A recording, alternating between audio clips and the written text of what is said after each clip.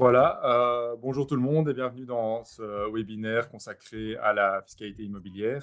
C'est maintenant la deuxième édition de ce webinaire. L'année passée, ça avait lieu en fin d'année, il me semble. Voilà, écoutez, je vous souhaite donc la bienvenue et j'aurai le plaisir de vous accompagner ici durant une heure sur diverses thématiques en matière de fiscalité immobilière. Je vais tout d'abord me présenter. Certains me connaissent peut-être déjà parce que j'ai déjà eu la chance d'animer certains webinaires et ah, pardon, on m'a dit que mon partage d'écran n'est pas correct, donc je vais remettre ça en place. J'espère que cette fois-ci, c'est en ordre. Voilà. J'espère que cette fois-ci, vous voyez bien mon écran. Donc voilà, je m'appelle Guillaume Schmitz, je suis ici partenaire, juriste de formation et expert comptable également. Et c'est moi qui aurai le plaisir de vous accompagner durant cette petite heure sur divers sujets en matière de fiscalité immobilière. Alors, on va parler de 3 sujets.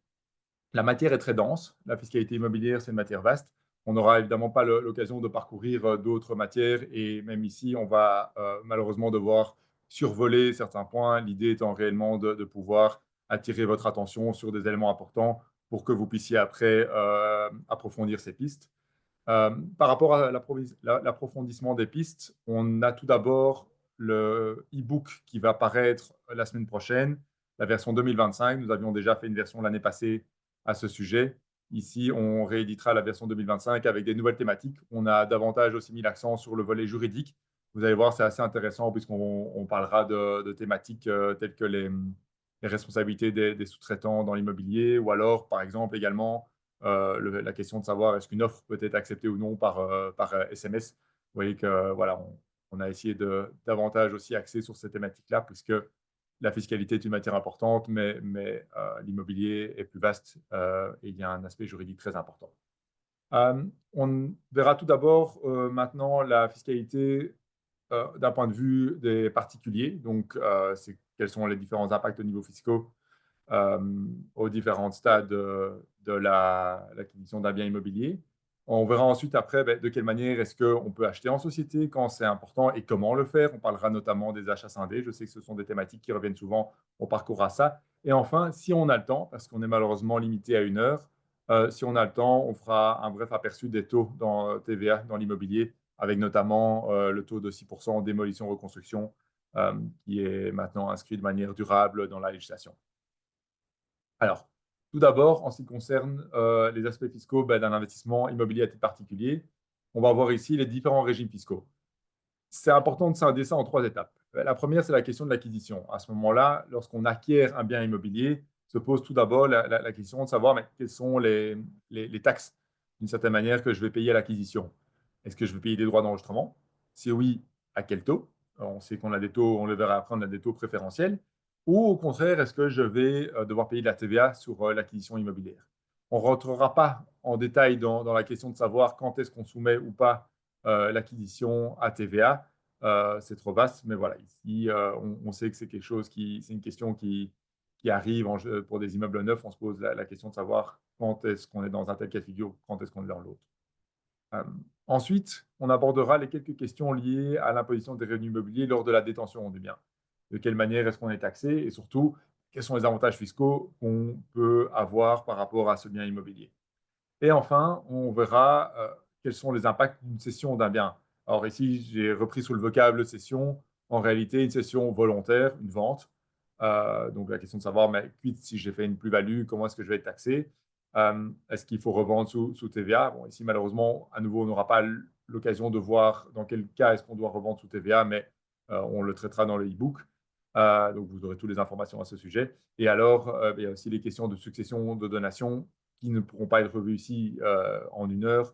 Mais voilà, il faut en tout cas en tenir compte et on sait que il y a des conséquences et des conditions assez particulières qui sont attachées à ce type de transmission d'un bien immobilier. Alors, la première chose que je vais assez rapidement parcourir, c'est la question des droits d'enregistrement. Forcément, c'est un impôt qui est assez conséquent, mais qui peut être réduit dans certains cas.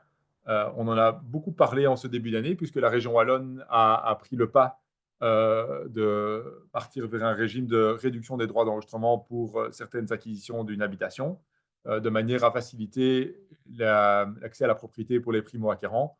Donc, c'est quelque chose qui est revenu assez régulièrement et en réalité, ben, la région wallonne s'est un peu alignée sur les autres régions, même si les deux autres régions fonctionnent de manière différente. On sent qu'on a une réelle volonté ici de favoriser l'accès pour ces premières habitations. Alors, si on prend le cas de la région wallonne, on a le taux ordinaire de 12,5% qui est bien connu et on a maintenant, depuis cette année, un taux réduit de 3%. 3%, c'est assez avantageux hein, quand on sait que la charge de droit d'enregistrement est assez importante et que les banques ne le financent généralement pas. C'est vraiment assez avantageux de pouvoir bénéficier de ce taux réduit. Il y a toute une série de conditions. Il y a toujours des conditions, surtout quand on a des avantages de ces montants-là. La première, c'est que ça ne vaut que pour les achats qui sont faits par une personne physique. Donc, si vous achetez avec une société, vous n'aurez pas droit à ce taux de 3%. Ça vaut pour l'habitation. Et ici, dans le cas de la région wallonne, on inclut les terrains. Donc, vous pourriez acheter un terrain pour lequel vous envisagez de faire construire. Pour autant que les autres conditions sont respectées, vous pourriez bénéficier du taux de 3% sur l'achat de ce terrain. On parle ici d'une acquisition de la totalité en pleine propriété, donc pas d'achat scindé, etc. Il faut que ce soit l'habitation unique. Alors ici, la région wallonne est assez souple, on va dire, à ce niveau-là, puisqu'elle autorise, si au moment où vous achetez le bien, vous êtes déjà propriétaire d'un autre bien, elle vous autorise à revendre cet autre bien dans un délai de 3 ans, sans pour autant perdre le droit au taux de 3%. Et la dernière condition ici, c'est qu'on exige que la personne qui achète établit sa résidence principale dans les 3 ans qui suivent l'achat, et ce, pour une période de minimum 3 ans. Voilà, donc, pour le dire autrement, ce taux vaut pour l'habitation propre et unique dans laquelle on va habiter réellement, pour le dire un peu plus simplement. Euh, la région wallonne, la région flamande a un régime qui est vraiment similaire à bien des égards, puisque de toute façon, on a un taux ici de 12% de base et on a un taux réduit de 2%. On a également donc ce taux réduit qui s'applique dans des conditions assez similaires. On a un achat par une personne physique d'une habitation, à ceci près ici que la région flamande exclut les terrains. Donc, dans le cas de l'achat d'un terrain, vous n'aurez malheureusement pas droit au taux réduit de 2%. On a à nouveau cette condition d'habitation unique avec un engagement de revente dans les 2 ans si on est déjà propriétaire. On a également la condition d'un achat de la totalité en pleine propriété et l'obligation de domiciliation. Donc, vous voyez qu'on a entre les deux régions maintenant un régime qui est nettement aligné et ce qui permet d'éviter d'une certaine manière une concurrence fiscale entre les régions à ce niveau-là. Et alors après, on a la région bruxelloise qui fonctionne toujours un peu différemment, même si au niveau du taux ordinaire, c'est des taux historiques, donc là ça n'a pas changé, on est toujours à 12,5%. Mais la région bruxelloise, elle ne travaille pas sur un taux réduit. Ce n'est pas au niveau du pourcentage, c'est au niveau de l'abattement. Donc le taux reste le même, mais si on remplit toute une série de conditions, on peut bénéficier d'un abattement qui peut aller jusqu'à un montant de 200 000 euros. Donc en réalité, 200 000 euros fois 12,5, c'est une économie maximum de 25 000 euros. Ici, au niveau des conditions, on reste dans des conditions assez semblables, puisqu'on a un achat par une personne physique d'une habitation donc, qui va être destinée à être son habitation. Alors ici, on réinclut les terrains. Une habitation en pleine propriété, qui est l'habitation unique, et on a aussi, je ne l'ai pas indiqué ici, mais l'obligation de site domicilié. Et la différence, c'est que la région bruxelloise, elle est venue mettre un plafond. Et elle vient dire, écoutez, si le prix de l'habitation dépasse 600 000 euros, alors avant on parlait même de 500 000 euros, si ça dépasse 600 000 euros, vous n'avez malheureusement pas droit à l'abattement pour la totalité. Donc vous voyez qu'ici, on restreint quand même les conditions, surtout si on a en tête le fait que le marché bruxellois, en termes de prix par mètre carré, est le plus élevé. Vous voyez que ça va exclure ici toute une série d'habitations de la mesure favorable. Donc voilà un peu où on se trouve actuellement en matière de droit d'enregistrement, pour le faire de manière assez simple, et en tout cas ce qui concerne les particuliers, surtout qui veulent acheter une maison qui sera leur habitation propre et unique. Lorsqu'on n'est pas dans ces taux réduits, on a ici alors ces taux ordinaires qui s'appliquent. On a passé une étape, donc au niveau des droits d'enregistrement, on était à l'étape de l'acquisition. Ici, on va passer à l'étape de la détention du bien immobilier. J'ai tenté de la manière la plus claire possible, j'espère que ça le sera, de faire un slide une sorte de petit arbre qui explique de quelle manière sont taxés les revenus immobiliers. Alors, quand vous avez un bien immobilier, qu'il soit situé en Belgique ou à l'étranger, puisque la Belgique a pour principe qu'elle impose pour un résident fiscal belge les revenus mondiaux, même si pour les biens immobiliers, on a des conventions conclues entre la Belgique et les autres États qui viennent, euh, on va dire, exonérer en Belgique sous réserve de progressivité l'imposition des biens. Mais dans ce cadre-là, la première question qu'on se pose quand on a un ou plusieurs biens immobiliers, c'est pour chaque bien, on se dit, mais est-ce que c'est mon habitation propre? Euh, donc, si c'est, attendez, s'il y a je vois justement qu'il y a une petite inversion dedans. On va le faire autrement. Oui, non, pardon, c'est ça. Est-ce que le bien est donné en location? Excusez-moi. Si la question est non, alors on va à gauche. Donc, si le bien n'est pas donné en location, on vient se poser une deuxième question qui est, ben, est-ce que ce bien qui n'est pas donné en location, est-ce que c'est l'habitation dans laquelle j'habite effectivement avec mon ménage? Là, si la réponse est oui, donc j'ai un bien qui n'est pas donné en location et j'habite dans ce bien, on est dans le seul cas de figure, hormis quelques exceptions pour des locations à des ASBL, certaines ASBL, etc. Mais bon, voilà, on va ici parler du régime général. On est dans le seul cas d'exonération du revenu. Donc la Belgique n'impose pas, à titre de revenu immobilier, le revenu cadastral de l'habitation dans laquelle on habite. Si, par contre, j'ai un bien qui n'est pas donné en location, mais qui n'est pas mon habitation propre, c'est une seconde résidence que je peux avoir ici en Belgique ou à l'étranger. La règle, c'est que ce revenu, malheureusement, n'est pas exonéré et il est imposable. Il est imposable comment? On est en Belgique tenu de déclarer le revenu cadastral, qui sera ensuite indexé. Alors, en termes d'index, on est à de l'ordre de 2,17 plus ou moins, et qui sera majoré de 40%. Ce montant-là, donc revenu cadastral indexé majoré de 40%, ça donne un revenu imposable qui va être imposé de manière globale avec les autres revenus qui sont imposables globalement, tels que essentiellement les revenus professionnels. Voilà, ça c'est la règle à ce niveau-là. Pour les biens immobiliers situés à l'étranger, on a en 2021 eu une modification au niveau de la réglementation et la Belgique a obligé tous les propriétaires de biens situés à l'étranger à les déclarer à l'administration fiscale belge de manière à ce qu'un revenu cadastral leur soit attribué comme si ces biens étaient détenus en Belgique. La raison, c'est que la Belgique traitait de manière différente les secondes résidences ou bien données en location qui soient situées en Belgique ou à l'étranger. Et donc, l'Europe a imposé à la Belgique d'aligner les deux régimes. Donc voilà, ça vaut dans les deux cas. Je reprends mon arbre jusqu'au début et je me repose la question, est-ce que mon bien est donné en location? On vient d'examiner les deux cas de figure où ce n'est pas le cas. Mais maintenant, on s'aperçoit qu'en fait, en réalité, j'ai un bien qui est donné en location. Alors là, la question qu'on doit se poser, c'est de savoir, mais quelle est l'affectation? Quelle est l'affectation donnée par la personne qui occupe le bien? Est-ce qu'elle est privée? Est-ce que cette personne l'utilise pour son habitation propre et l'utilise à des fins privées? Si c'est le cas, alors on revient dans le même régime qui était d'application pour les secondes résidences. C'est-à-dire qu'on va déclarer le revenu cadastral qui sera indexé et qui sera majoré de 40%.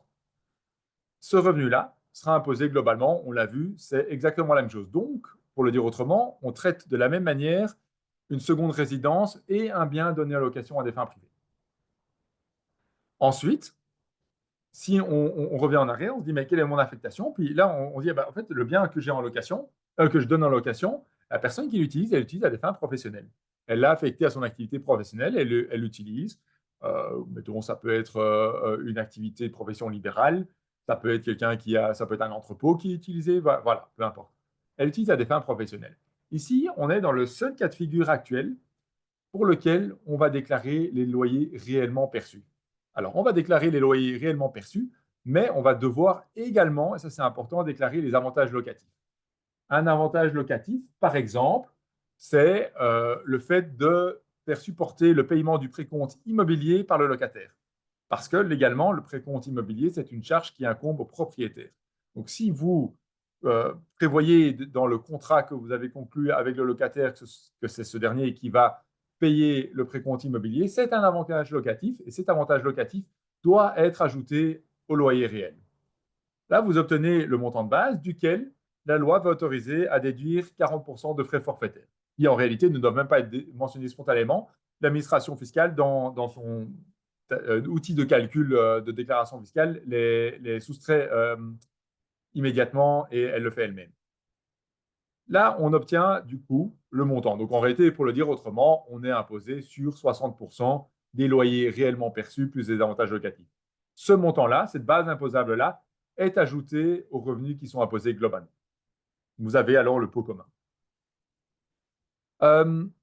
Les revenus de la location meublée. Ici, on a vu le régime normal. On a un cas assez particulier quand vous avez des locations meublées, style Airbnb. Là, vous allez avoir un régime spécifique. On va considérer qu'il y a 2 ou 3 éléments. Revenu immobilier et revenu divers. Le revenu immobilier, c'est le bien immobilier. Revenu des meubles, parce qu'on considère qu'une partie du loyer perçu est la contrepartie de la location des meubles. Et enfin, le revenu divers, éventuellement, s'il y a du service qui est donné à côté, tel que mise à disposition de draps, petit déjeuner, etc. Le régime, c'est le suivant. Pour le bien immobilier, on va simplement déclarer, donc on a une location de toute partie de l'immeuble, on déclare le revenu cadastral proportionnel à la partie de l'immeuble. Si vous louez une partie de chez vous, il faut déclarer une partie de revenu cadastral, en principe en fonction de la superficie. Voilà. Et ça va être taxé de la même manière qu'on l'a vu avant, les biens donnés en location à des fins privées. Parce qu'en principe, ce genre de location, c'est des personnes qui utilisent pour eux et pas à des fins professionnelles. Mais par contre, si c'est loué à des fins professionnelles, alors là, on doit déclarer le loyer réel. Mais donc voilà, on a une partie qui est déclarée comme un revenu immobilier. Ensuite, on a une partie qui est déclarée comme un revenu mobilier. On part du principe que les meubles sont loués. Cette partie-là, la loi impose la loi dit qu'il faut considérer que 2/5 du loyer perçu est considéré comme étant la contrepartie de la location des meubles. Donc, ça fait 40%. De ce montant-là, on va pouvoir déduire 50% de frais forfaitaires, puis on va taxer ce montant à 30%. On verra dans le slide après un petit calcul pour vous montrer que c'est assez intéressant. Ensuite, on a la partie qui concerne les revenus divers. À ce moment-là, on regarde si on a des services qui sont fournis avec, bon, je l'ai dit ici, location, mise à disposition des draps, petit déjeuner, etc. Ces services-là, on va partir du principe que s'il y en a, ils sont évalués de manière forfaitaire à 20% des loyers perçus. Ce montant-là, on pourra déduire les frais réels. L'administration a en principe une tolérance aussi pour un montant forfaitaire de frais de mémoire de 20%. Généralement, on déduit les frais réels parce que derrière, on a un coût pour tout ça. Et ce montant-là, ce revenu divers, sera taxable à 33%. Alors, je vais vous montrer un cas pratique pour comprendre plus en détail ce à quoi ça correspond. Donc, j'ai pris l'exemple ici, on a un bien, mettons un petit appartement qui est donné en location via une plateforme bien connue, je crois que je l'ai dit avant, Airbnb par exemple, mais ça peut être d'autres, évidemment.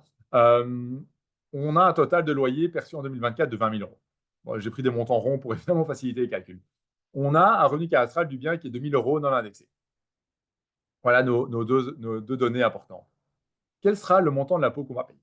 Alors, tout d'abord, on prend le revenu immobilier. Ici, on dit, OK, moi j'ai un revenu cadastral de 1 000 euros, j'ai indexé 2,1763 et j'ai majoré de 40%. J'arrive à un revenu imposable de 3 000 euros, 3 046,82 pour être plus précis. Je calcule mes impôts dessus. Comme j'ai dit, je suis imposé de manière globale dessus. Alors ici, j'ai pris un taux marginal de 53% qui est assez élevé pour faire un worst-case scénario.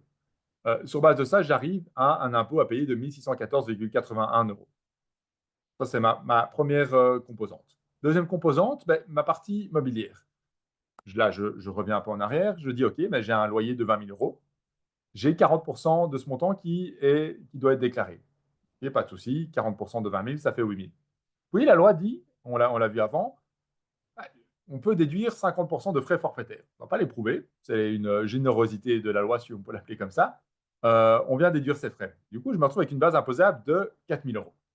Mon impôt, je l'ai dit, je suis taxé à 30% dessus. Mon impôt, ça représente dès lors 1 200 euros. Ça, c'est mon impôt sur la location des meubles. Enfin, j'ai ma partie revenus divers, parce que dans le cas de mon Airbnb ici, j'ai mis à disposition des draps, le ménage est inclus dedans, etc. Voilà, j'ai tous des petits services comme ça qui sont inclus. Donc, on va considérer que j'ai une quote-part de mes revenus qui est un revenu divers. Je prends mes 20 000 euros de base, mes loyers perçus, je prends 20% de ces montants, ça fait 4 000 euros, et j'impose ces 4 000 euros à 33%. Ça fait 1 320 euros. Mon impôt total, alors bon, il y a une petite coquille que je vois ici, ce n'est pas 600, c'est 1 200, parce qu'au début, j'avais fait un calcul avec d'autres montants et j'ai oublié de changer celui-là. Mais donc, il faut bien prendre en compte 1 614,81 plus 1 200 plus 1 320. Et le total, par contre, lui est bon, ça fait 4 134,81 euros. Ça, c'est le montant total que je vais payer en impôt. Je vous l'ai mis ici, ça représente 20,67% d'imposition. Ce n'est pas énorme. Pas de cotisation sociale non plus dessus, ce n'est pas une activité professionnelle. Donc voilà, ça c'est le montant qu'on va payer comme impôt si on donne en location ce petit bien, on va dire, en location meublée. Attention ici qu'on est bien dans le cadre d'une gestion qu'on pourrait appeler gestion normale d'un patrimoine privé, gestion en… Voilà, ce n'est pas une activité professionnelle. C'est assez important à ce niveau-là. Une activité professionnelle, ben, on va devoir reprendre tous les loyers perçus et les intégrer dedans. Voilà, je pense que ça, c'est assez important pour se rendre compte aussi. Bon, voilà, on a souvent tendance un peu à tirer sur le régime fiscal. Ici, on est malgré tout encore dans quelque chose qui est encore assez attractif. Alors, si je passe maintenant à quelques avantages fiscaux, je vais peut-être reprendre assez rapidement, mais ça va être plus rapide que prévu. Pourquoi? Parce que le régime a été, on va dire, allégé d'une certaine manière. Oui. Euh, on scinde toujours en matière d'avantages fiscaux pour les emprunts. On parle bien des emprunts ici. Euh, on scinde toujours la question de savoir est-ce que mon emprunt concerne l'habitation propre ou une habitation qui n'est pas mon habitation propre. Si ça concerne l'habitation propre, on avait auparavant plusieurs régimes qui se superposaient selon la région dans laquelle on se trouvait. Le bonus logement, qui était en vigueur à Bruxelles. Notamment, on a eu le chèque habitant en Wallonie, jusque tout récemment, et on avait le bonus logement intégré en Flandre. Si vous souscrivez à un nouvel emprunt, vous achetez votre maison maintenant en 2025, dans plus aucune des régions, vous n'aurez droit pour ce nouvel emprunt à un de ces avantages fiscaux-là. Malheureusement, tout ça est passé à la trappe. Pourquoi? Parce qu'on est venu mettre en place des réductions au niveau des droits d'enregistrement. Et donc ici, les régions ont dit, on donne ça, mais on ne va pas, voilà, on reprend de l'autre. Donc ici, l'avantage fiscal, il est à l'acquisition et il n'est plus à la détention. Par contre, si vous aviez des anciens emprunts pour des habitations que vous aviez acquises auparavant, là, les emprunts peuvent toujours donner droit à l'avantage fiscal qui était applicable lors de l'année de conclusion de l'emprunt.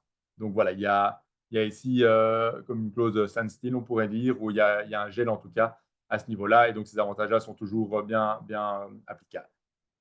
Donc voilà, comme je l'ai dit, c'est assez simple. On ne doit pas explorer encore toutes les conditions de chez Habitat, etc. Pour les nouveaux emprunts, ce n'est plus applicable. Alors, en ce qui concerne l'habitation ou les habitations non propres, on a deux styles d'avantages. On a un avantage qui peut s'appliquer sur les amortissements en capital et on a un autre sur les intérêts qu'on paye. Au niveau des amortissements en capital, on a toujours eu depuis très longtemps en Belgique le système de l'épargne à long terme, qui était une réduction d'impôt à concurrence des montants remboursés à la banque en capital. Ce régime, et donc il y avait des limites aussi en fonction de l'année de conclusion de l'emprunt, en fonction du montant, etc. Enfin voilà, c'était un peu limité, on ne va pas rentrer dans les détails. D'autant plus que ce régime a été abrogé à fin 2023. Donc pour les nouveaux emprunts qui sont souscrits pour une habitation qui n'est pas l'habitation propre, malheureusement, on n'a plus droit au régime de l'épargne à long terme. On y a encore droit, par contre, pour les emprunts qui sont antérieurs à cette date d'abrogation et donc qui ont été conclus auparavant. Eux donnent toujours droit à cette réduction d'impôt de 30% avec les quelques limites, etc. Donc voilà, on voit qu'on se dirige vraiment vers un régime à ce niveau-là où on a une perte nette d'avantages fiscaux. Et en ce qui concerne la déduction des intérêts d'emprunt, qui est la déduction ordinaire des intérêts d'emprunt, à ce moment-là, on vient travailler de manière différente, puisque l'épargne à long terme, c'est une réduction d'impôt. Ici, la déduction ordinaire, elle vient en déduction des revenus immobiliers. Donc là, si vous reprenez mon petit arbre auparavant, on arrivait avec une base imposable à titre de revenus immobiliers. Lorsque vous aviez des emprunts souscrits pour ces biens, tous les intérêts, vous pouviez les déduire afin qu'ils viennent diminuer la base imposable. Et seul le solde était soumis à l'impôt autoprogressif et de manière imposé de manière globale avec les autres revenus. Et ici, on n'avait pas de limite. Je dis on avait. En réalité, on n'a toujours pas de limite parce que ce régime, en principe, est toujours d'application. Mais par contre, on parlait en janvier à ce moment-là, et il faudra ici voir les dernières évolutions et les infos qui vont paraître prochainement. On parle d'une abrogation. Pour l'instant, il n'y a encore rien, donc c'est toujours d'application, mais à voir à quelle sauce on sera mangé à ce niveau-là. Voilà, ça c'est pour les avantages fiscaux. Il n'y a rien d'autre à dire. Comme je vous le disais, les systèmes ont été allégés, il n'y a plus tellement d'avantages. Quid en cas d'une vente d'un bien immeuble? Je vais revenir assez rapidement dessus, mais il n'y a pas grand-chose à dire. Comme je vous l'ai dit, je ne parlerai pas de donations, des successions, etc. On n'a pas le temps. Ici, mettons, vous vendez votre immeuble, qu'est-ce qui se passe? c'est votre habitation propre, donc vous avez habité dedans, la plus-value est exonérée. C'est ça. Peu importe que vous ayez conservé ce bien pendant 2 ans, ça peut arriver d'acheter un bien et assez rapidement devoir le revendre. Si c'est votre habitation propre, vous ne serez pas taxé sur la plus-value. Si c'est une habitation qui est non propre, alors deux cas de figure. Soit vous l'avez détenue pendant plus de 5 ans, à ce moment-là, la plus-value est exonérée. Soit vous l'avez détenue pendant moins de 5 ans. À ce moment-là, le principe, c'est l'imposition à 16,5%. Mais la question, c'est de savoir comment est-ce qu'on va calculer la plus-value. Alors, à ce niveau-là, la loi est plus généreuse, puisque votre plus-value, ce ne sera pas simplement le prix auquel vous vendez diminué du prix auquel vous avez acheté. Non, ce sera le prix auquel vous vendez, ça c'est sûr.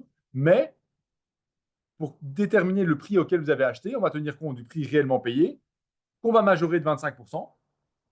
Et ça, c'est forfaitaire, c'est la loi qui l'autorise. Et qu'on va en plus majorer de 5% par année complète, durant laquelle on a détenu le bien. Et enfin, encore, vous voyez, on arrive quand même à pas mal de petites mesures, on va pouvoir ajouter les travaux qui ont été facturés par un entrepreneur. Attention que ça ne couvre pas les travaux qu'on a effectués soi-même, mais c'est vraiment ceux qui sont facturés par un entrepreneur. Tout ça ensemble, ça formera le prix d'acquisition. Et la plus-value correspondra donc à la différence entre les deux et sera imposée à 16,5%. Donc, vous voyez qu'au final, si vous faites le calcul, on peut vite se retrouver, sauf si vous avez fait une affaire magnifique, ce qui peut arriver avec l'évolution du marché immobilier assez récent et les fluctuations, mais on se retrouvera quand même dans des cas de figure où la plus-value est soit inexistante, en fait, il n'y a pas de plus-value, on pensait en faire une, mais grâce à cette méthode, il n'y en a pas, ou alors elle est assez minime, et surtout imposée à un taux assez réduit, donc on va dire que l'impact est relativement faible. Donc voilà, ça c'est le calcul de la plus-value. Pour les terrains, c'est un délai de 8 ans et alors on a 33% pour les 5 premières années, puis 16,5 entre la 5 et la 8e. Mais voilà, on va pas s'attarder dessus. De toute façon, ce sera d'une part, comme j'ai dit dans le e-book, et d'autre part, on est évidemment, nous, toujours là à votre disposition pour vous accompagner dans ces questions fiscales qui peuvent survenir. Et alors, il me semblait important de rappeler un point, c'est que une plus-value, donc à titre particulier, j'ai acheté un bien immobilier, mais je l'ai peut-être affecté en partie à des fins professionnelles.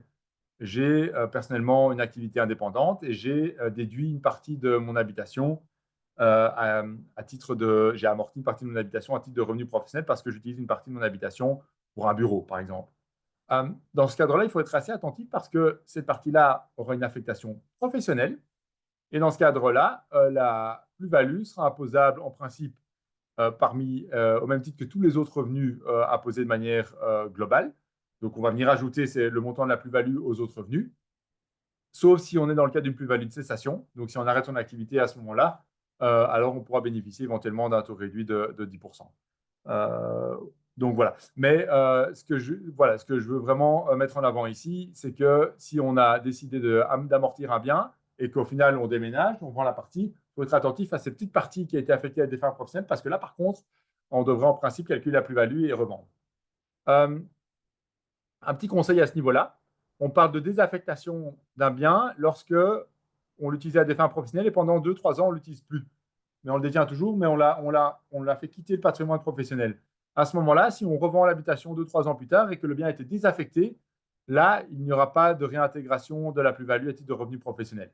Donc, le petit conseil, c'est de dire, si vous utilisez un bien comme ça à des fins professionnelles, à titre indépendant, et que vous savez que vous allez revendre votre maison, ça vaut réellement la peine de le sortir, on va dire, de vos dépenses professionnelles pendant 2-3 ans. Comme ça, au moins, au moment où vous le vendez, on ne vient pas vous réclamer un impôt sur la plus-value.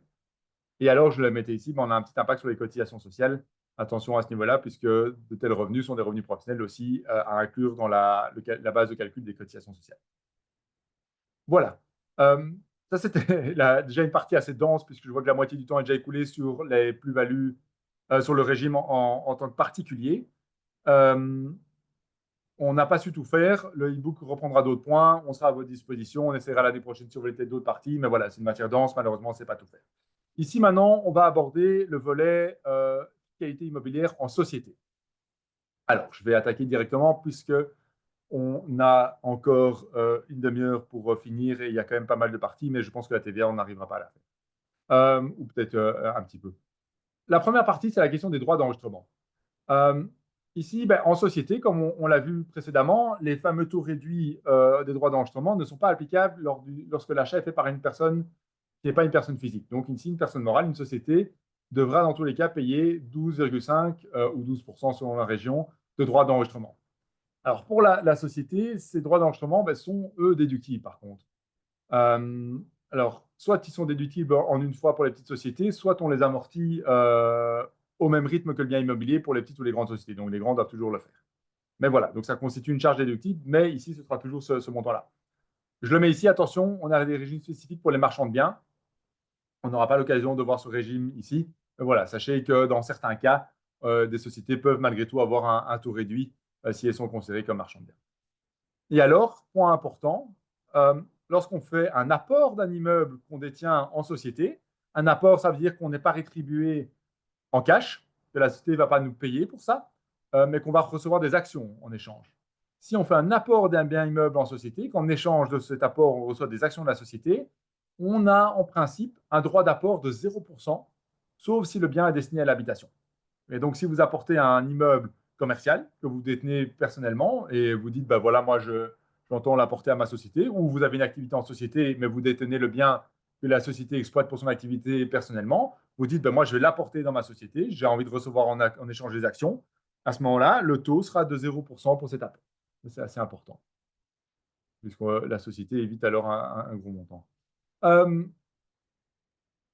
Ici, au niveau du bien immobilier, on va voir quelques règles pour essayer de bien comprendre. Vous allez voir qu'il y a pas mal de données. Je vais essayer d'être assez clair à ce niveau-là. Mais le bien immobilier s'amortit donc ici en 30 ou 20 ans selon la nature du bien, généralement 30 ans, sauf le terrain, lui, qui n'est pas amortissable. Et les travaux, eux, s'amortissent de manière un peu plus rapide. Euh, Ces amortissements sont des frais déductibles. Donc, ça permet de diminuer la base imposable à concurrence du montant des amortissements. Ça, c'est assez avantageux à ce niveau-là, puisque ça permet à ce moment-là de payer un peu moins d'impôts, pour le dire autrement. Mais du coup, ces amortissements, ils réduisent également la valeur comptable du bien dans les comptes. Donc, si vous avez acheté un bien pour 300 000 euros, au bout de 10 ans, si vous l'avez amorti en 30 ans, dans les comptes, sa valeur dans les comptes ne sera plus que de 200 000 euros. Vous voyez, donc ça va forcément diminuer la valeur dans les comptes. On verra quel est l'impact après lorsqu'on parlera de la vente du bien. Au niveau de la fiscalité immobilière en société, par rapport à un bien immobilier, on peut éventuellement aussi bénéficier, si on fait des aménagements, etc., de la déduction pour investissement qui permet de déduire une quote-part en pourcentage des investissements de sa base imposable. Donc, ça permet d'un peu alléger à nouveau sa base imposable à l'impôt des sociétés. Il y aura toute une série de conditions. Je ne vais pas revenir dedans. Il faut juste avoir ça en tête que si on fait des investissements, on se pose systématiquement la question de savoir, mais tiens, est-ce que mon investissement me donne droit à de la déduction pour investissement et le cas échéant, à quelles conditions, à quel taux, etc. Mais voilà, c'est juste un petit réflexe à avoir à ce niveau-là, de bien vérifier ce point-là. Puis, si maintenant on a un bien en société qu'on achète et qui est neuf, enfin, on l'achète neuf. À ce moment-là, c'est assez important. Je vais aller rapidement dessus, mais c'est vraiment des concepts à avoir en tête malgré tout parce que ça peut changer la donne et ça peut avoir des grosses influences si on n'y pense pas.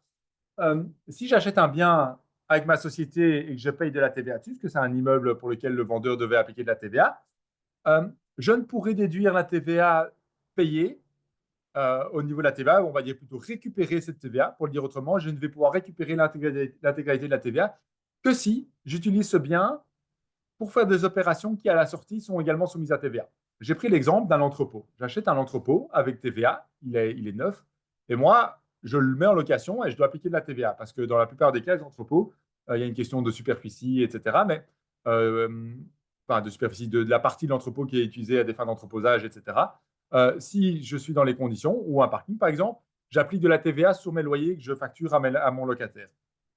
À ce moment-là, comme j'ai appliqué de la TVA à la sortie, j'ai le droit de récupérer la TVA que j'ai payée à l'achat du bâtiment.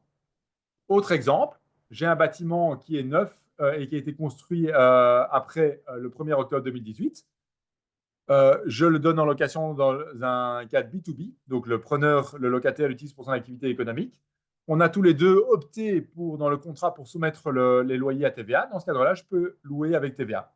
Et à ce moment-là, puisque je loue avec TVA, j'applique de la TVA sur mes loyers, je peux récupérer la TVA que j'ai payée sur le bâtiment. Voilà, ça c'est important. Par contre, si vous achetez un bien avec TVA à nouvelle construction destinée à la résidence, vous le donnez en location à quelqu'un qui l'utilise pour son logement privé. Dans ce cadre-là, vous ne pourrez pas appliquer de TVA sur le loyer. Ce qui veut dire, la corrélation, c'est que la TVA que vous avez payée sur l'immeuble neuf, vous ne pouvez pas la récupérer. Ça, c'est important. Donc voilà, c'est vraiment important d'avoir ça en tête parce que si vous faites un petit business plan à ce niveau-là, que vous omettez ce point-là, ça peut vite coûter cher. Il y a une mesure pour atténuer ça, c'est que si en cours de route, on change l'affectation, je reprends mon exemple, mon immeuble qui à la base était résidentiel, j'ai donné en location, puis au bout de 3 ans, je me dis, bah, je vais le donner en location à quelqu'un qui l'utilise à des fins professionnelles. Les autres conditions sont remplies, donc j'ai un immeuble qui a été construit après le 1er octobre 2018, et dans ce contrat, on décide d'opter pour la soumission à la TVA. Et dans ce cadre-là, j'ai le droit de mettre de la TVA sur la location de mon immeuble, et dans ce cadre-là, du coup, je peux venir récupérer une partie de la TVA qui a été non déduite, on va dire, et je peux venir déduire une partie de la TVA que j'ai payée au moment où j'ai acquis l'immeuble. Ça, on appelle ça une révision de la TVA. La révision de la TVA va dans les deux sens. Si j'ai maintenant un immeuble qui, au contraire, était soumis, pour lequel j'appliquais de la TVA sur mes loyers, lui, maintenant, je n'en utilise pas. Par exemple, j'ai acheté un immeuble pour ma propre activité. Moi, ici, moi, je suis expert comptable. Je fais des activités soumises à TVA à la sortie. Du coup, j'avais le droit de récupérer ma TVA. Si au bout de 2 ans, je dis, bah, moi, j'arrête, je vais travailler ailleurs, cet immeuble, je vais le donner en location, je donne en location, mais c'est un particulier qui, au fait, va habiter dedans, parce qu'au final, c'est un petit appartement qui va bien. À ce moment-là, la TVA que j'ai déduite à la base, je vais devoir reverser à l'État une partie. Voilà, la révision TVA va dans les deux sens. C'est très important d'avoir ça en tête parce que c'est souvent des gros montants, puisque la TVA est souvent en général de 21%. Donc voilà, c'est très important de bien garder ça dans l'esprit, ces révisions de TVA si on a une affectation qui change en cours de route. Un petit aparté dessus sur la fiscalité, essentiellement à l'achat, mais pas que. Voilà, donc on a vu les quelques petites règles au niveau des droits d'enregistrement de la TVA, même si en réalité, bon, les règles sont toujours complexes, etc. Mais j'essaie vraiment de synthétiser et d'attirer votre attention sur les points clés, les grands points de réflexion à avoir.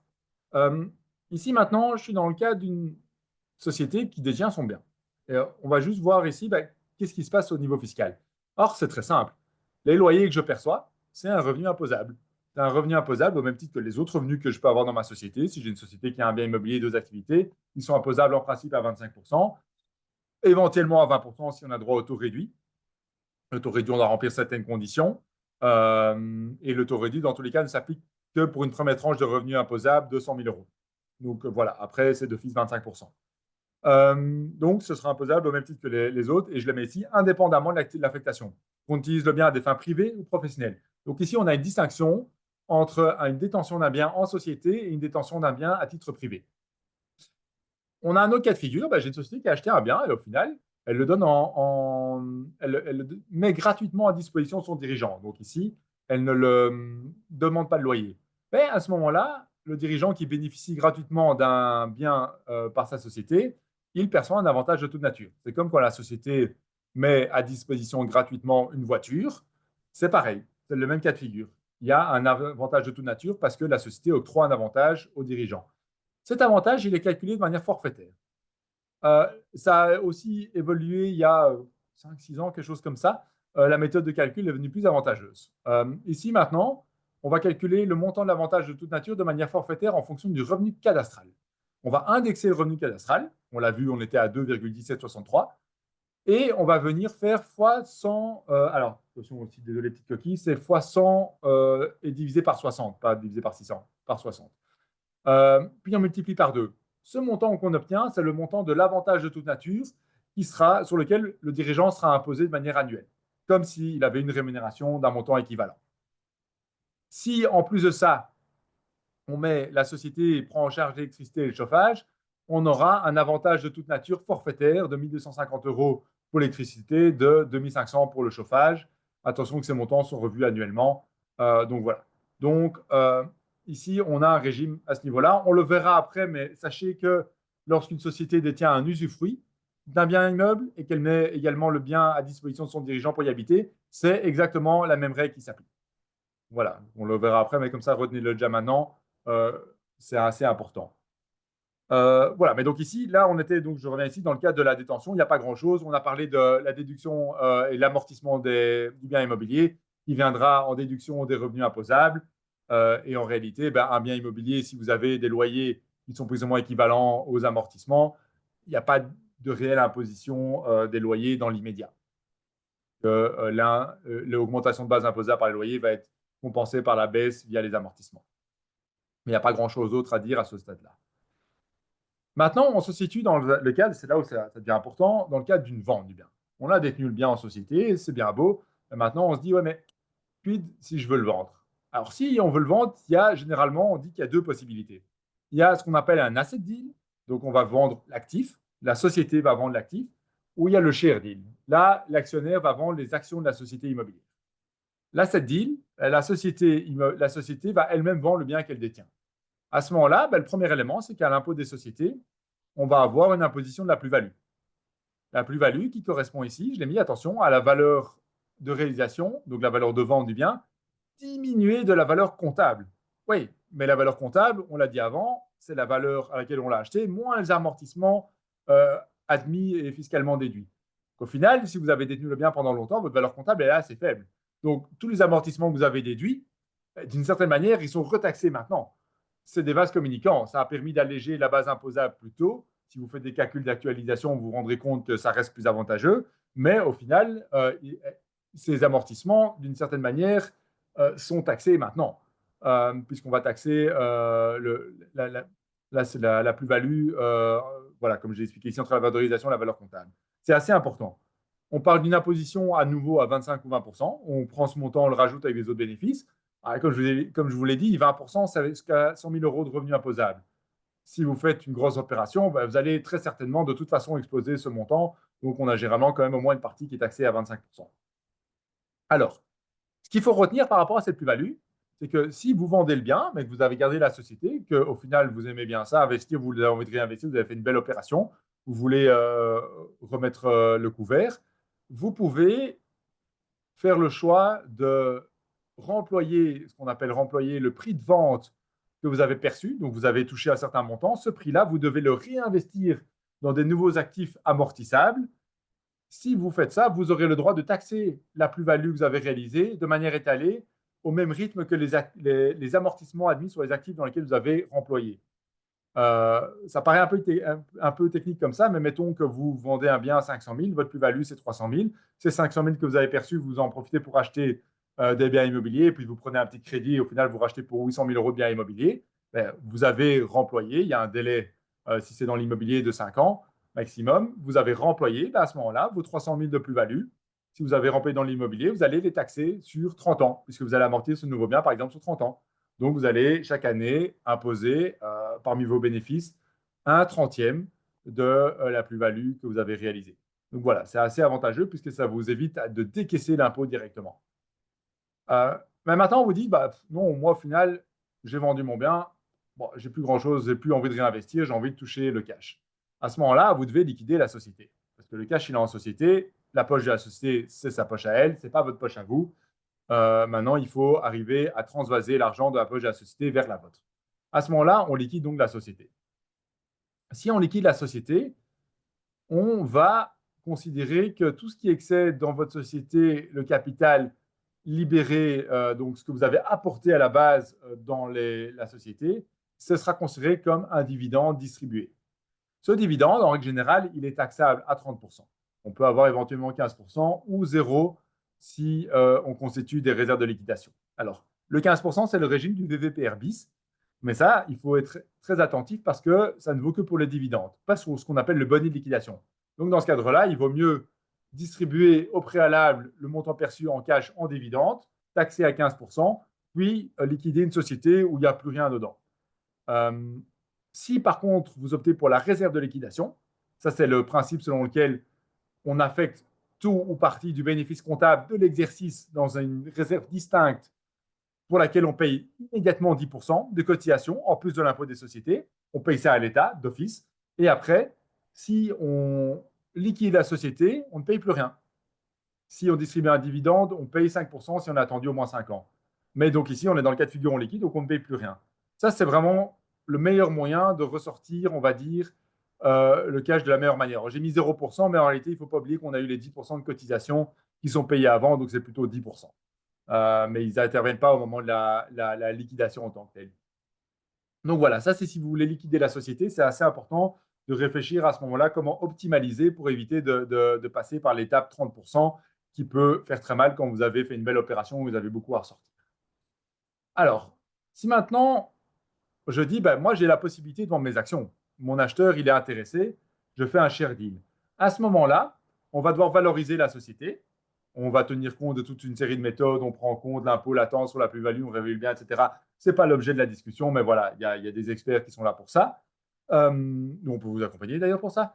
On a ensuite une convention de cession des actions à réaliser où dedans, on aura des déclarations de garantie. Je l'indique parce que c'est important, parce que le vendeur ici des actions de la société, c'est peut-être plus avantageux dans certains cas, mais derrière ça, il doit garantir, etc. Il vend sa société avec tout le passif qui va avec. Donc ça, c'est quand même assez important.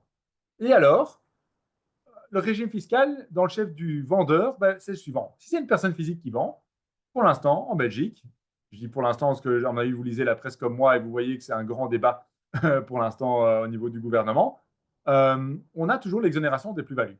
Donc, vous vendez, vous faites une plus-value à ce moment-là, vous n'êtes pas imposé dessus. Du moment que ça fait partie de la gestion normale d'un patrimoine privé. Mais si vous aviez une petite société immobilière, a priori, il n'y a pas de souci. Si par contre, c'est une société qui détenait les parts de la société immobilière et qui vend, elle aura possibilité de revendiquer le régime des revenus définitivement taxés et de ne pas payer d'impôt sur la plus-value. Pour ça, il faut qu'elle ait détenu des actions pendant au moins un an et que sa participation représente au moins 10% du capital de la société vendue, ou si on n'a pas 10%, 2,5 millions. En général, on est plutôt dans les 10%. Dans ce cadre-là, ben, la société qui vend ses parts ne sera pas taxée non plus. Et alors, le bénéfice pour l'acheteur, par contre, qui va acheter les parts, c'est que lui, bah, il ne paiera pas de droit d'enregistrement, puisque le propriétaire du bien immobilier reste le même, c'est la société, et on ne paye pas de droit d'enregistrement lors d'un transfert de parts. Par contre, il ne pourra plus amortir la valeur du bien à la valeur à laquelle il est évalué. Il reprendra les amortissements en cours. Donc, si le bien a déjà été amorti pendant 25 ans, il n'aura plus que 5 ans pour amortir. Mais normalement, on en tient plus ou moins compte au moment du calcul de la plus-value latente. Donc voilà, ça c'est le régime à ce niveau-là. C'est les deux gros cas de figure quand on veut vendre une société immobilière. À nouveau, on est là pour vous accompagner. Hein. Ce n'est pas si facile. Euh, Vu le délai, je vais passer les points de sortie des biens immobiliers de liquidation parce qu'on n'aura pas le temps et que ça a été vu l'année passée lors du dernier séminaire et ça figure de manière très détaillée dans le e-book. Et du coup, j'arrive ici sur un point assez important, on en parle assez souvent, c'est fiscalité immobilière en société, quelle est l'alternative à un achat ordinaire par la société? C'est quelque chose qui est assez important et à mon avis, on finira dessus, mais ça vaut la peine de s'y attarder parce qu'on a quand même souvent les questions. On va parler de deux choses. On va parler de l'achat scindé usufruit de propriété et ensuite on parlera du principe des droits de superficie. Alors, le principe de l'achat scindé usufruit de propriété, c'est qu'on a deux parties qui seront à l'acte. On a une partie qui va acheter la nue propriété, en général le dirigeant d'entreprise, et on a une partie qui va acheter l'usufruit sur le bien, ce sera la société. L'usufruit, c'est un droit réel qui donne droit à jouir du bien et à en percevoir les revenus. Le nu propriétaire, il n'a qu'une sorte de droit ultime, c'est-à-dire que de toute façon, ben, on ne peut pas détruire la chose sans son accord. Ça paraît un peu extrême, mais voilà, ça c'est là encore les résidus de législation civile à ce niveau-là. Mais voilà, mais il n'a pas de droit, en tout cas le nu propriétaire n'a pas de droit sur les revenus du bien et sur la jouissance du bien pendant la durée du droit.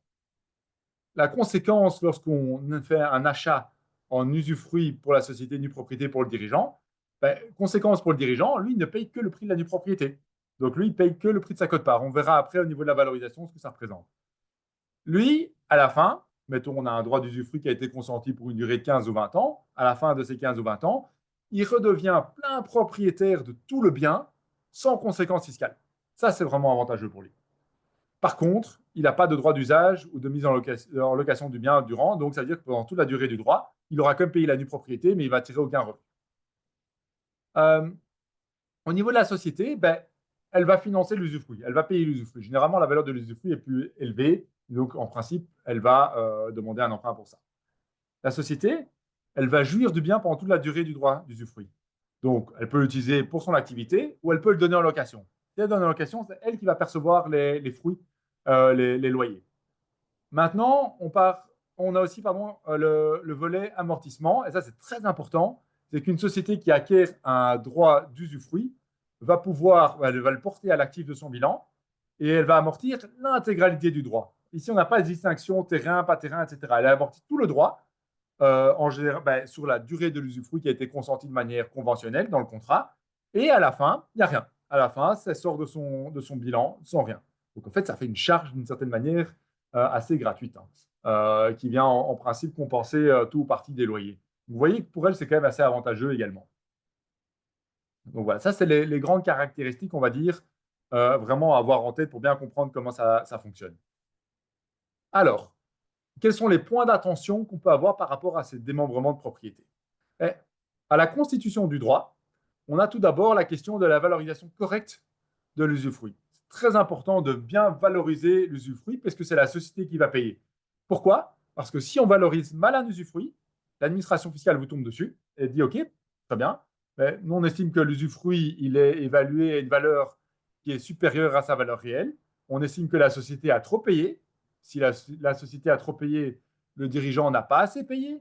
Et dans ce cadre-là, ben, puisqu'il est dirigeant, la société lui a octroyé un avantage de toute nature. Et cet avantage de toute nature, l'administration fiscale va le taxer dans le chef du dirigeant, comme si c'était une rémunération. Donc, c'est fondamental de bien valoriser correctement l'usufruit. À ce niveau-là, il y a plusieurs méthodes. Il y a eu des méthodes historiques, méthode Roosevelt, etc., toutes des méthodes d'actualisation sur base des holos, enfin tout ce que vous voulez. Il y a une méthode maintenant qui revient quand même généralement, qui est la méthode préconisée par l'administration fiscale, qui consiste à actualiser les loyers attendus durant toute la durée de l'usufruit, à les ajouter. Et pour utiliser le taux d'actualisation, enfin le taux d'actualisation qui est utilisé, c'est celui du rendement locatif. Ça, c'est la méthode qu'utilise l'administration. C'est la méthode, à titre d'exemple, personnellement, que je préconise si on veut être dans les clous. Mais il faut savoir que la jurisprudence a quand même rappelé que l'administration n'avait pas la science infuse et qu'une autre méthode était totalement admissible pour autant qu'on puisse démontrer qu'elle est économiquement objective et en tout cas rationnelle. On peut utiliser d'autres méthodes. Mais si vous voulez être, on va dire, bien vu de l'administration et éviter tout problème, moi, je préconise d'avoir recours à la méthode de valorisation qu'elle utilise et donc du taux de rendement locatif.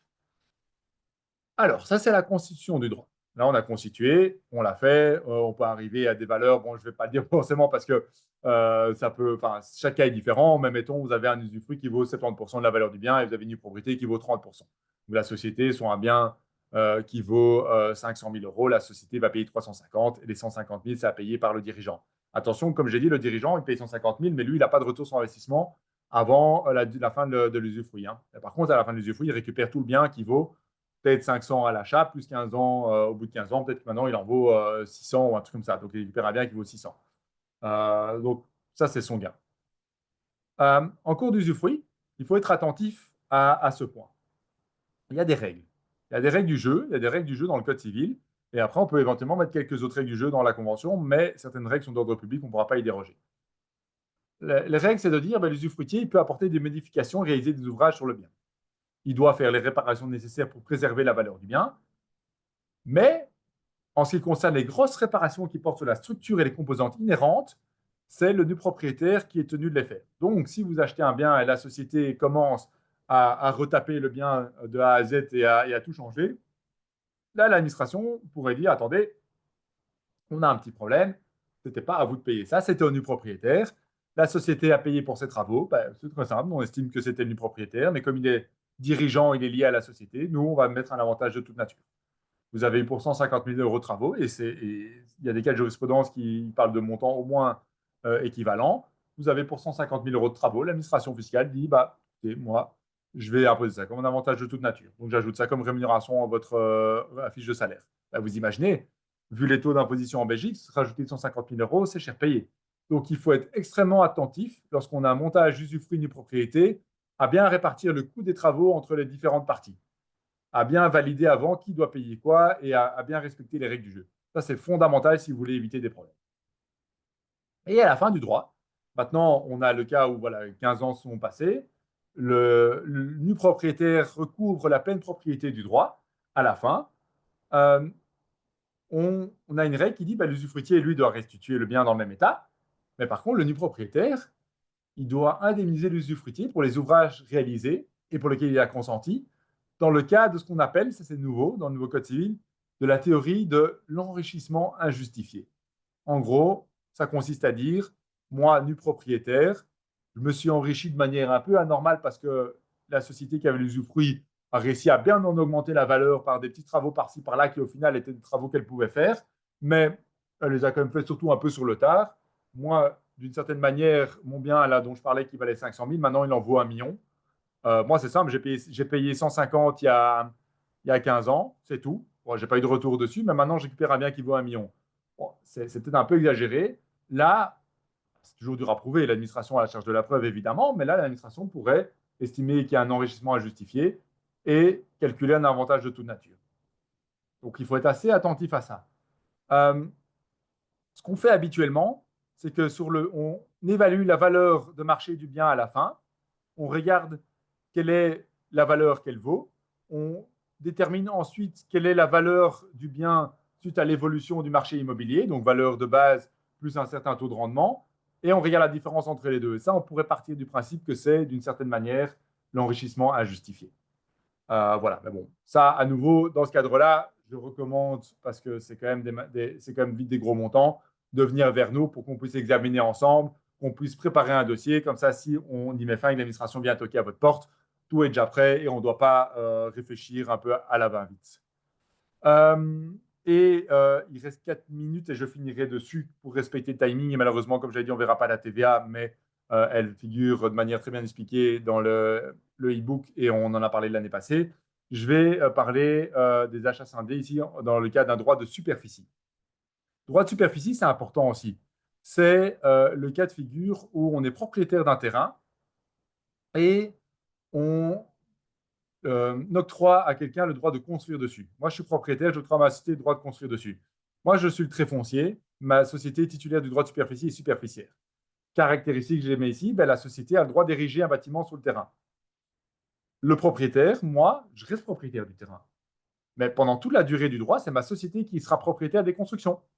Et donc, à ce moment-là, tous les travaux seront à charge de la société. Ici, tous. On n'est pas dans le cas de l'usufruit. Ici, tout à charge de la société, puisque c'est elle qui a fait construire. Euh, donc, ça change un peu. On aura éventuellement le paiement de ce qu'on appelle un canon. C'est possible que pendant la durée du droit, la société me paye un canon, une redevance annuelle pour avoir pu bénéficier de ce droit. Ça, c'est les quelques caractéristiques. Donc, la différence avec l'usufruit, c'est qu'ici, on a vraiment un terrain en principe sur lequel on octroie le droit à quelqu'un d'ériger un bâtiment. L'autre cas de figure, par exemple, vous avez quelqu'un qui construit sur le terrain d'autrui. En principe, vous avez ce qu'on appelle un droit d'accession. Donc, le propriétaire du terrain devient plein propriétaire et doit indemniser, mais il peut renoncer au droit d'accession. C'est les fameuses RDA. Dans ce cadre-là, on a automatiquement aussi naissance d'un droit de superficie au bénéfice de la personne qui a construit le bâtiment. Alors, ça, c'est les caractéristiques. Au niveau des points d'attention, ben, ce sont les suivants. Le propriétaire du terrain, à la fin du droit, il doit indemniser le superficiaire pour la valeur du bâtiment en principe. Donc, il doit indemniser puisque le propriétaire du terrain, quand le droit est fini, il redevient plein propriétaire de l'ensemble des constructions. Ça, c'est un peu le même mécanisme que le droit d'usufruit. Mais à ce moment-là, la loi vient dire, ouais, pas de souci, mais alors il faut indemniser. Elle dit, bah, il faut indemniser à la valeur du bâtiment. Le problème, c'est qu'on n'a pas de valeur.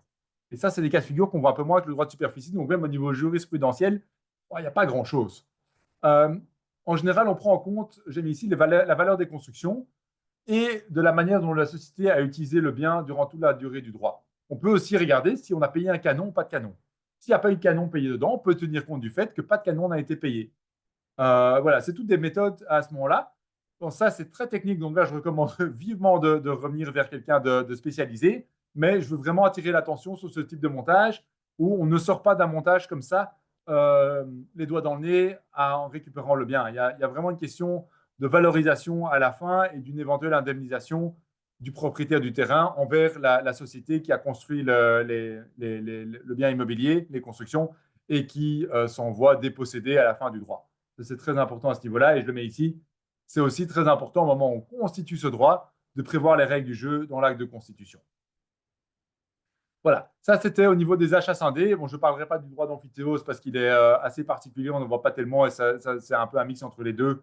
C'est une sorte de super bail à ce niveau-là, mais à mon sens, ce n'est pas vraiment pertinent. Mais en tout cas, ces deux droits-ci sont très importants. Et peut-être juste pour finir sur le droit de superficie, c'est quelque chose qu'on voit, ou en tout cas qu'on n'envisage pas au moment où une société fait et fait poser des panneaux solaires sur la maison, sur le toit de son dirigeant.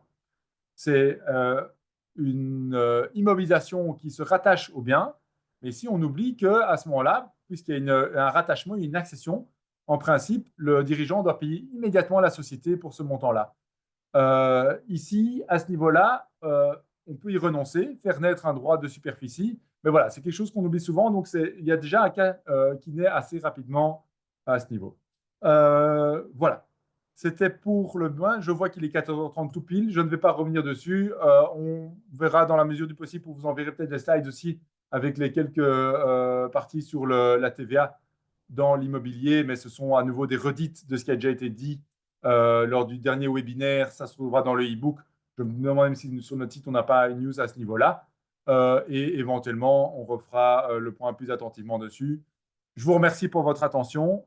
On reste à votre disposition. Je reste un peu dans le chat si vous avez des questions-réponses. Ma collègue Constance Cornet est également disponible ici dans le chat. N'hésitez pas à ce niveau-là. Et voilà, je vous remercie encore et je vous dis à bientôt. Au revoir.